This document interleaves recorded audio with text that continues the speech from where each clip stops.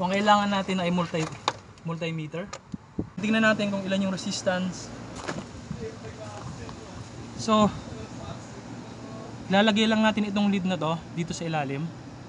Okay? So make it sure na tumatama siya dun sa pinaka LED niya. Okay. And then ang isa naman ay dito. Dito sa LED na to.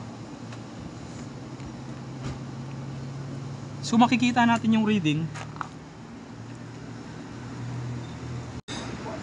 So i-spread natin siya para malaman natin kung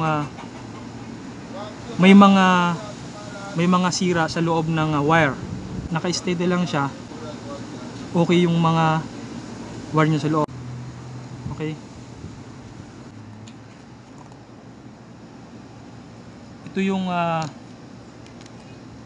yung wire na nasa number 4. So titignan natin ngayon. Papasok ulit.